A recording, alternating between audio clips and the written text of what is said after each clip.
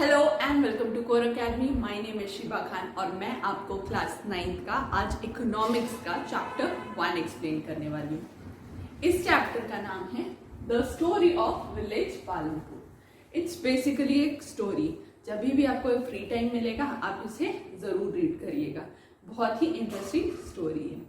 मैं इस स्टोरी को बहुत इलैबोरेट ना करते हुए इस चैप्टर के एसेंस मींस बेसिक के बारे में बताऊंगी कि इस चैप्टर में एक्चुअली एक स्टोरी के फॉर्म में आपको क्या बताना चाहता है। एक ऑथर इस स्टोरी में क्या बताना चाहते हैं। देखिए, इकोनॉमिक्स एक ऐसा टर्म है जो फाइनेंस से रिलेटेड है, मींस पैसों से रिलेटेड। ठीक है, आई होप आप लोग बहुत खुश हो गए होंगे पैसों के बारे में सुन के। ठीक है, तो इकोनॉमिक्स है कुछ पैसों से रिलेटेड, बिजनेस से रिलेटेड, ये सारी चीजें। इस चैप्टर में बेसिकली आपको ये बताया गया है कि किसी भी बिजनेस को स्टार्ट करने के लिए कुछ उसकी बेसिक रिक्वायरमेंट्स होती हैं। ठीक है, फॉर एन एग्जाम्पल अगर मैं ये मार्कर हूँ तो मार्कर अगर मैं एक फैक्ट्री में मार्कर बनाती हूँ तो उसकी कुछ बेसिक रिक्वायरमेंट्स होंगी। क्या क्या होंगी देखते हैं। Requirement for production of goods and services. कोई भी गुड्स और सर्विसेज को प्रोड्यूस करने के लिए उसकी कुछ रिक्वायरमेंट्स होते हैं, basic requirements I am telling you. ठीक है, तो क्या क्या होती है। पहला, लैंड। आप किसी भी चीज की शुरुआत करेंगे तो आपको किसी भी बिजनेस को स्टार्ट करने के लिए सबसे पहले आपके पास लैंड चाहिए, जमीन चाहिए, तभी तो आप उस एरिया के उस चीज की फैक्ट्री को सेटअप करेंगे। तो आपने फैक्ट्री सेटअप कर ली, ठीक है। फिर लेबर चाहिए। फिर आपको सेकेंड रिक्वायरमेंट क्या है, लेबर्स की, जो उन मशीनरीज को देखे।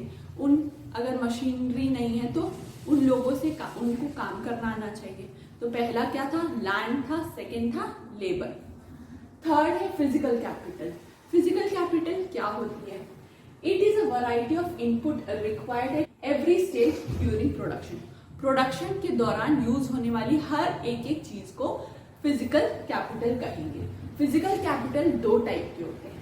First is fixed capital and second one is working capital. देखते हैं फिक्स्ड कैपिटल क्या है। फिक्स्ड कैपिटल होता है टूल, मशीन्स या बिल्डिंग।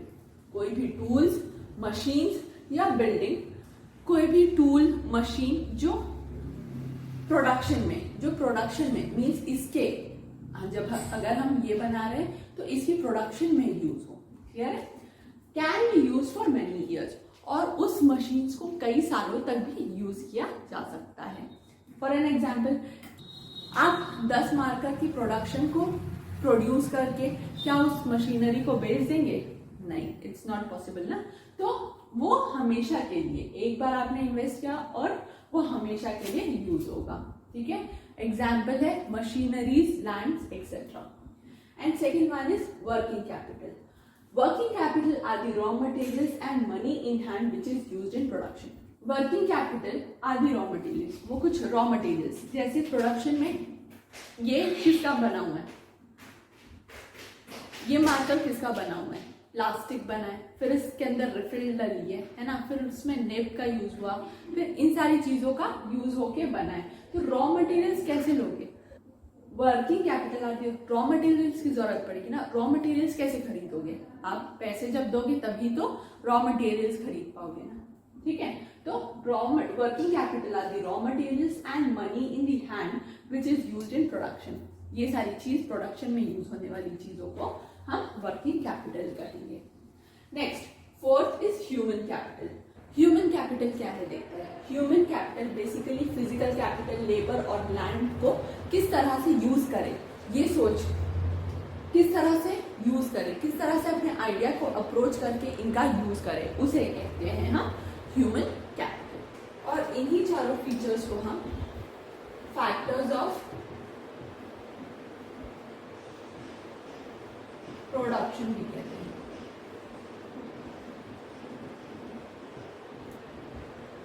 और इन चारों फैक्टर्स को हम फैक्टर्स ऑफ प्रोडक्शन भी कहते हैं। आई होप यहाँ तक क्लियर है। आगे बढ़, जब हम विलेज पालमपुर के बारे में पढ़ रहे हैं, ये एक proper kind of a village है। विलेज में सबसे ज्यादा क्या देखने को मिलता है, यस, फार्मिंग। तो बेसिकली आपसे कई बार ये भी पूछा जा सकता है कि बेस्ट 3 फार्मिंग मेथड्स को बताइए। 3 भी पूछ सकते हैं, 4 भी पूछ सकते हैं, आप अपने अकॉर्डिंग उसे इंक्लूड कर सकते हैं आगे। जैसा कि आप सब जानते हैं, कौन फाइनेंशियली स्ट्रांग नहीं होना चाहता, कौन है जो फाइनेंशियली स्टेबल नहीं होना चाहता, कौन है वो ज़्यादा से ज़्यादा अर्न नहीं करना चाहता। तो बेसिकली बातें भी यहाँ पे भी कुछ यही बातें कही गई हैं कि फार्मर्स अपने प्रोडक्शन को किस तरह से इंक्रीज करें ताकि उनको ज़्यादा से ज़्यादा अर्न करने का मौका मिले। तो बताइए कुछ वेज। देखिए, अगर हम ये कहें कि फार्मिंग ऑन मोर लैंड, ज़्यादा से ज़्यादा लैंड पे हम फार्म करें, एग्रीकल्चर क्रॉप्स लगाएं, तो वो एट प्रेजेंट तो पॉसिबल नहीं है, क्योंकि डे बाई डे जो फार्मिंग लैंड है वो कम होते जा रही है। तो इट इज़ नॉट पॉसिबल कि बहुत बड़ी लैंड पे खेती की जाए। तो मैं इसे तो क्रॉस करूँगी। ये पहले तो ठीक था, बट एट प्रेजेंट ये पॉसिबल नहीं है कि एक बहुत बड़ी लैंड पे खेती की जा सके। ठीक है, क्योंकि day by day malls, offices, highway ये सारे तो बन रहे हैं। ठीक है, तो इससे काफ़ी लैक हो रहा है। Second, multiple cropping. यस, ये एक तरीका है।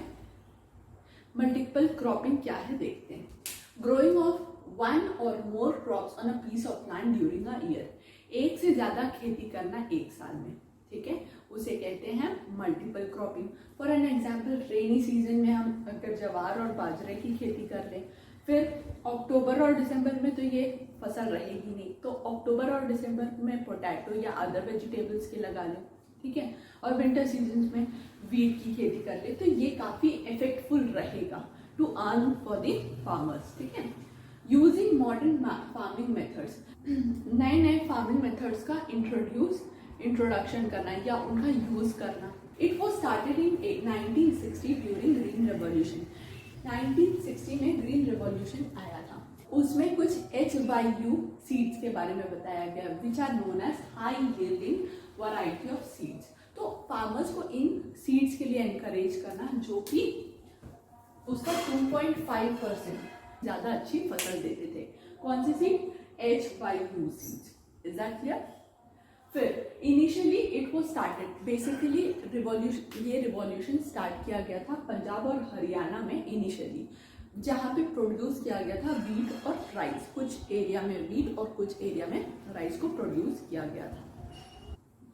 अब और बेनिफिट करने के लिए मॉडर्न फार्मिंग मशीन्स का यूज करना, नए नए फार्मिंग मशीन्स का यूज करना। जैसे पुराने जमाने में आपने देखा होगा, एक एग्रीकल्चरल फील्ड में किसान हल लेके चलता था, उसको उतना अभी टाइम पीरियड हो वैसा नहीं है। आप यूज करिए थ्रेशर्स का, ट्रैक्टर्स का, ट्यूबवेल्स का, इससे आपकी फसल बहुत अच्छी होगी। तो ये कुछ आपके फार्मिंग और आपके एग्रीकल्चरल प्रोडक्ट्स के लिए बेनिफिशियल होगा।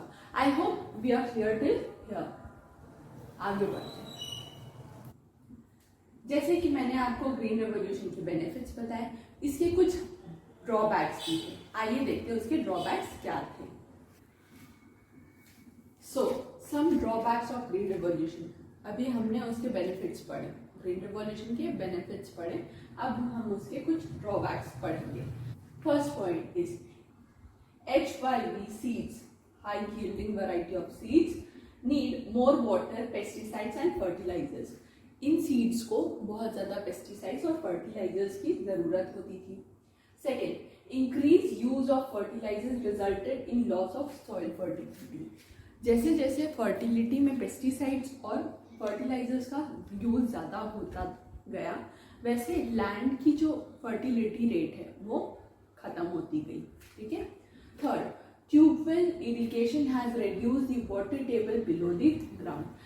ट्यूबवेल, हर एरिया में ट्यूबवेल को लगाया गया, जिसकी वजह से ग्राउंड लेवल वाटर का लेवल जो है वो नीचे की तरफ चला गया। आई होप यहाँ तक आपको ड्रॉबैक लिखने में इजी होगा। देखिए, ये क्वेश्चंस आ सकते हैं, इसलिए इसे नोट डाउन जरूर कर लीजिएगा। ठीक है। अब जब हम विलेज पालनपुर की बात कर रहे हैं, तो विलेज में 4 तरह के लोग रहते हैं।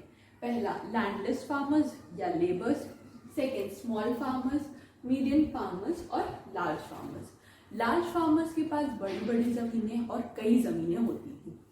मीडियम फार्मर्स के पास कम, स्मॉल फार्मर्स के पास थोड़ी मोड़ी और लैंडलेस फार्मर्स के पास कि वो अपनी ज़मीन पे खेती कर सकें। तो अब लार्ज फार्मर्स के पास लैंड ज़्यादा होती थी, बट क्या ये लोग काम करने जाएंगे? नहीं, ये लोग काम नहीं करते थे, बट लोगों को हायर करते थे।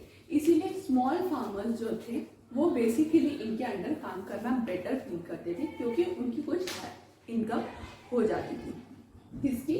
स्मॉल फार्मर्स की कुछ इनकी इनकम हो जाती थी। अब स्मॉल फार्मर्स अपने खेत में किस तरह से प्रोड्यूस करते थे? इसके लिए स्मॉल फार्मर्स को लोन लेना पड़ता था। एट प्रेजेंट आज के ज़माने में तो फार्मर्स को कई लोन प्रोवाइड हो जाते थे, बट पुराने ज़माने में कई लोग हाई इंटरेस्ट पे चार्ज करते थे।